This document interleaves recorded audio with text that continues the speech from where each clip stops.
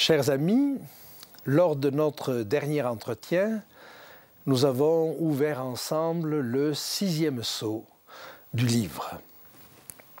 Et vous avez vu qu'à cette occasion-là, il se passait des signes cosmiques importants avec un énorme tremblement de terre qui secouait toute la terre.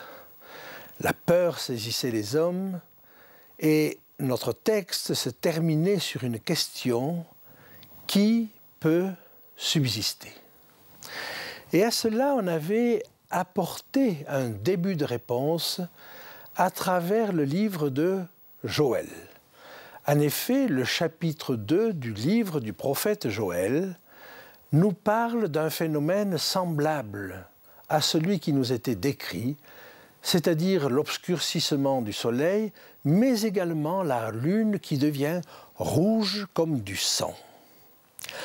Alors, face à ce phénomène-là, le prophète Joël continue en nous donnant deux autres indications.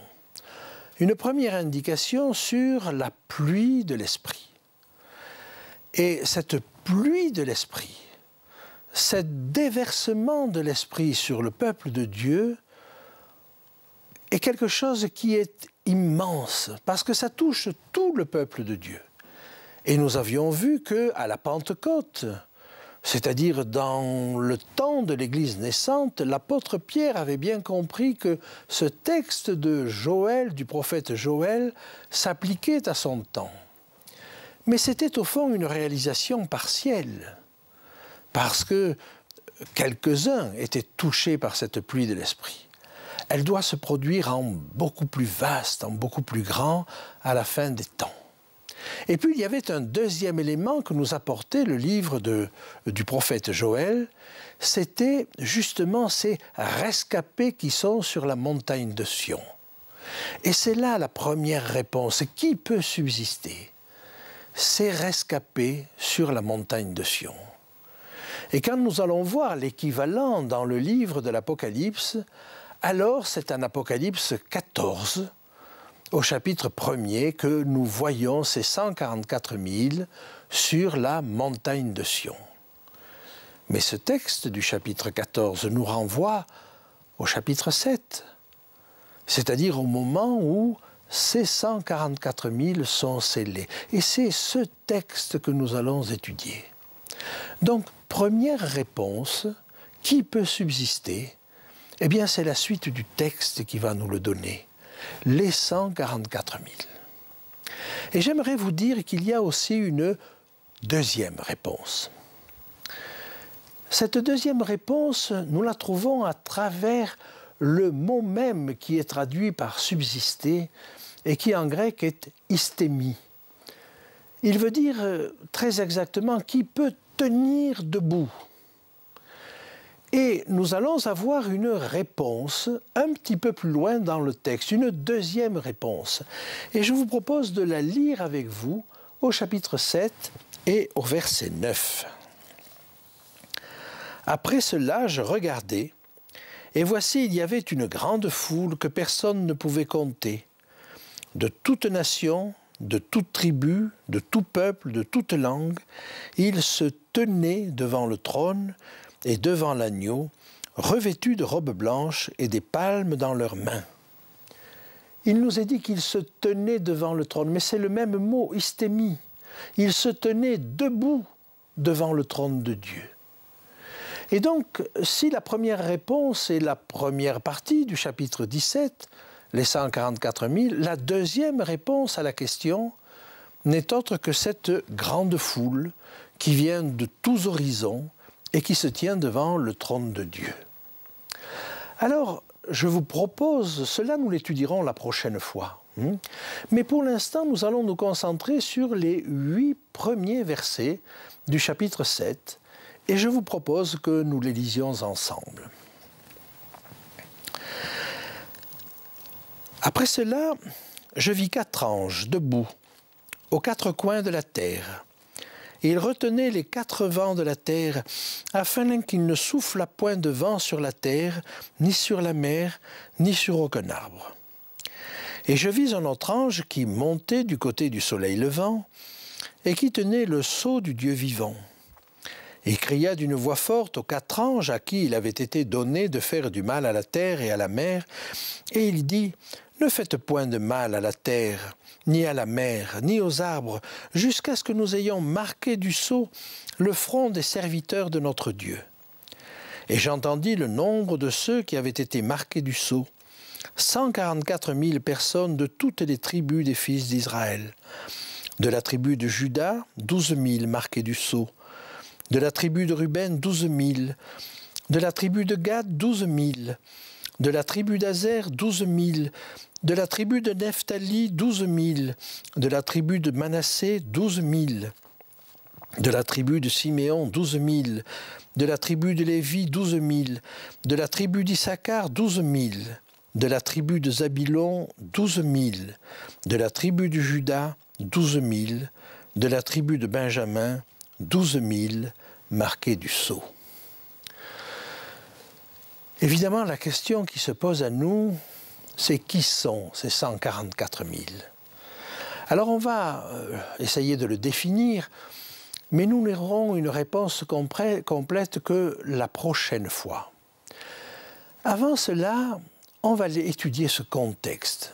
Et la première chose que nous remarquons au début de ce texte, c'est que Dieu retient les vents. Et là, 4 anges retiennent 4 autres anges qui ont pour mission de lâcher les vents. Après cela, je vis 4 anges debout aux 4 coins de la terre. Ils retenaient les 4 vents de la terre, afin qu'il ne soufflât point de vent sur la terre, ni sur la mer, ni sur aucun arbre. Notez qu'il est question des vents de la terre. C'est une expression unique dans toute la parole de Dieu. On connaît les vents des cieux, et en général ça désigne les 4 points cardinaux, mais ça peut désigner également des conflits de toutes sortes. Alors, ces 4 qui sont retenus, en réalité ce sont les forces du mal qui sont retenues.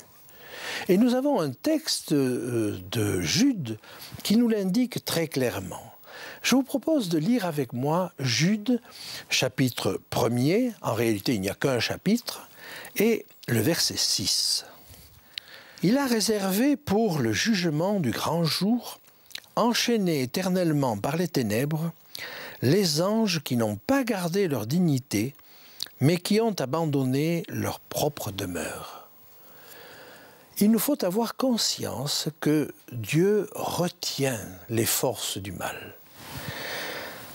Alors on a souvent le sentiment que Dieu sévit, que Dieu punit, qu'il juge et qu'il fait en sorte que l'homme reçoive une punition pour le dresser. Et là, on nous montre Dieu sous un tout autre aspect. Dieu est celui qui retient les vents. Il est celui qui fait en sorte que ça ne soit pas aussi grave que ça devrait l'être s'il abandonnait l'homme à son propre sort. Et il va donc demander très spécifiquement à ses anges de faire en sorte qu'on ne fasse pas de mal à la terre, à la mer et aux arbres. Je ne sais pas quel sens cela pouvait avoir du temps de Jean, mais à notre époque, ça prend une signification singulière. Et j'aimerais lire avec vous, au chapitre suivant, au chapitre 8, ce qui va se passer quand on va lâcher ces vents de la terre. Vents de la terre, pourquoi? Parce que c'est la terre qui en est cause. C'est l'homme lui-même qui en est la cause. Lisons cela au chapitre 8 et à partir du verset 7. Le premier sonna de la trompette et il y eut de la grêle et du feu mêlé de sang qui furent jetés sur la terre. Et le tiers de la terre fut brûlé, et le tiers des arbres fut brûlé, et toute herbe verte fut brûlée. Le second ange sonna de la trompette, et quelque chose comme une grande montagne embrasée par le feu fut jetée dans la mer. Et le tiers de la mer devint du sang. Et le tiers des créatures qui étaient dans la mer et qui avaient vie mourut, et le tiers des navires périt. Quand nous voyons ce qui se passe au son de la première et de la deuxième trompette, nous nous rendons compte que les choses qui attendent la terre sont d'une gravité extrême. Eh bien, Dieu, dans sa bonté, ne va pas permettre que ces choses qui sont le fait de l'homme, et nous en sommes conscients, ces choses qui sont en train de détruire notre écosystème, les choses les plus graves ne vont pas arriver sans que Dieu ait préparé un peuple. Et ce peuple, il l'appelle au chapitre 7, les 144 000. Et il y a donc là quelque chose de très particulier. Parce que ce peuple, Dieu le prépare, mais il va le préparer par une pluie particulière de l'esprit. Et avant que les grandes catastrophes n'arrivent, il prépare un peuple pour donner un sens à ce qui arrive. Dieu sait que les cœurs ne se convertissent pas par la peur. Il y a des conséquences à ce que nous faisons, mais l'objectif de Dieu n'est pas de terroriser. Alors, en même temps que ces choses arrivent, il prépare un peuple pour donner du sens, pour expliquer, pour dire ce qui se passe et pour dire son amour. Pour dire quelque part que ce n'est pas lui qui provoque cela, que lui au contraire a freiné, qu'il est celui qui prévient, qu'il est celui qui avertit, qui est celui qui appelle. Ce sera le sens des trompettes, ce sont des appels. Nous le verrons bientôt. Alors, j'aimerais maintenant que nous avancions dans le texte et au verset 2 du chapitre 7, un autre ange intervient. Un autre ange qui intervient dans le soleil levant. Que veut dire qu'il est dans le soleil levant? Lisons ensemble, si vous voulez, un texte qui se trouve dans l'évangile de Luc, au chapitre 1er et au verset 78. C'est dans un cantique, et c'est le cantique de Zacharie, le père de Jean-Baptiste. Et il dit ceci: « Grâce aux entrailles de la miséricorde de notre Dieu, en vertu de laquelle le soleil levant nous a visités d'en haut. » Quel est ce soleil levant qui nous a visités d'en haut? Sinon Jésus. Et voilà que cet ange se lève et intervient dans le soleil levant. Il y a là la suggestion qu'il s'agit de Jésus, mais nous allons avoir la confirmation tout à l'heure. Et il tient le sceau de Dieu. Alors ce sceau de Dieu, on va essayer un petit peu de comprendre ce dont il s'agit. Mais ce sceau de Dieu est très lié à l'Esprit de Dieu. Et nous allons le voir à travers deux textes. Un premier qui se trouve dans la deuxième épître aux Corinthiens, au chapitre 1er et au verset 21. 2 Corinthiens, chapitre 1er, verset 21. « Et celui qui nous a fermis avec vous en Christ et qui nous a oints, c'est Dieu, lequel nous a aussi marqués d'un sceau et a mis dans nos cœurs les arts de l'esprit. » L'apôtre Paul nous dit là quelque chose d'important. Ce sceau de Dieu est lié à l'Esprit de Dieu. Mais il est conscient que la démarche ne va pas jusqu'au bout. Et il parle des arts de l'esprit. J'aimerais vous citer maintenant un deuxième texte qui se trouve dans l'épître aux Éphésiens, au chapitre 4, les versets 30 à 32. Éphésiens, chapitre 4, versets 30 à 32. « N'attristez pas le Saint-Esprit de Dieu, par lequel vous avez été scellés pour le jour de la rédemption. Que toute amertume, toute animosité, toute colère, toute clameur, toute calomnie et toute espèce de méchanceté disparaissent du milieu de vous. Soyez bons les uns envers les autres, compatissants, vous pardonnant réciproquement, comme Dieu vous a pardonné en Christ. Telle est l'action de l'Esprit. Alors imaginez une action de l'Esprit qui ne soit pas simplement les arts, mais qui soit la plénitude de l'Esprit. Imaginez que ces qualités qui viennent de nous être décrites, de compassion, d'amour, d'affection, de soutien, soient portées à leur paroxysme. Telle est la chose que Dieu veut pour son peuple et tout particulièrement pour ses 144 000. Ils sont donc scellés de l'Esprit, mais d'un esprit qui va jusqu'au bout. Et quel est l'objectif de cette pluie de l'Esprit? Quand nous lisons dans Acte 2 ce qui s'est passé, c'est vraiment en vue de la prédication d'un message, de l'Évangile.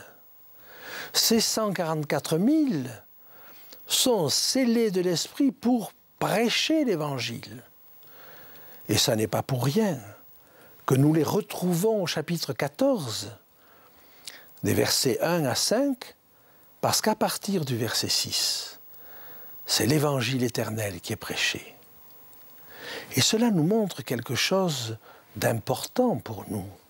Ces 3 messages du chapitre 14, même s'ils ont été prêchés partiellement, parce que l'Esprit intervenait partiellement dans le passé, ils sont appelés à prendre une ampleur, une puissance, une force, comme jamais dans le passé, dans l'avenir.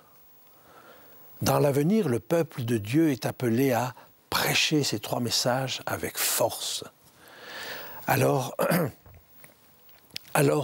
quand ce message sera prêché, on pourra dire que nous serons dans le temps des 144 000. Mais ces 144 000 sont d'abord préparés. Et l'atteinte qui est faite à la terre, aux arbres et à la mer, tout cela n'interviendra que quand Dieu aura préparé son peuple. Voyez l'amour de Dieu qui ne va pas permettre que ces événements arrivent sans qu'il ait préparé un peuple. Les deux sont nécessaires à l'appel. Et il y a vraiment là quelque chose de très délicat de la part de Dieu. J'aimerais maintenant voir d'autres aspects du sceau, parce que ce sceau de Dieu, il marque aussi la possession de Dieu. Et si nous lisons au chapitre 14, nous voyons que ce sceau est apposé sur le front des serviteurs de Dieu. Et une fois qu'ils ont ce sceau, il est dit au verset 4 du chapitre 14 qu'ils suivent l'agneau partout où il va. Ce sceau a aussi valeur de protection. Et si l'on regarde à la 5e trompette, au chapitre 9, on voit que le fléau qui tombe là avec les sauterelles ne touche pas ceux qui sont marqués du sceau. Ce sceau a valeur d'immutabilité. Une fois que Dieu a scellé ses serviteurs, on n'y touche plus. Et comme le sceau ne vous donne pas le droit d'ouvrir la chose qui est scellée, de la même manière, comme Job, ils seront protégés. Oh, ça ne veut pas dire qu'ils ne subiront aucune épreuve, mais ils seront protégés. On ne pourra pas toucher à leur vie. Et j'aimerais maintenant vous amener jusqu'au dernier point de la signification de ce sceau. Ce sceau est signe de perfection. Vous avez 2 textes qui sont intéressants à cet égard. C'est le texte qui se trouve dans Ézéchiel au chapitre 28 et au verset 12. Et puis nous lirons un texte dans Apocalypse 14. Alors d'abord le texte d'Ézéchiel. Fils de l'homme, prononce une complainte sur le roi de Tyr. Tu lui diras, ainsi parle le Seigneur l'Éternel. Tu mettais le sceau à la perfection. Tu étais plein de sagesse, parfait en beauté. Bien sûr, la complainte s'adresse au roi de Tyr, mais rapidement on voit derrière se profiler l'accusateur, c'est-à-dire Satan. Et on lui dit, tu mettais le sceau à la perfection. Un autre texte sera encore plus parlant. C'est le texte qui se trouve en Apocalypse 14, à la fin du passage qui décrit les 144 000. Et là, il est parlé aussi d'une perfection. Et je vous invite à le regarder. Apocalypse 14, le verset 5. Et dans leur bouche, il ne s'est point trouvé de mensonge. Le texte parle des 144 000, car ils sont irrépréhensibles. Voilà qui sont ces 144 000. Ceux qui ont reçu l'Esprit de Dieu dans un but bien précis, qui vont remplir une mission bien précise, celle d'apporter du secours à un peuple qui peut être à une terre qui est déboussolée. Maintenant, il y a là quelque chose qui devrait nous interpeller et nous dire, est-ce que nous voulons faire partie de ce peuple? On en a déjà parlé, mais de ce peuple qui reçoit l'Esprit, de ce peuple qui comprend la prophétie, qu'il sait où il en est, qui comprend que la terre est en train de se dégrader et qui va donner au milieu d'un monde en débâcle un message d'espoir. Dieu nous appelle tous à être de ce peuple.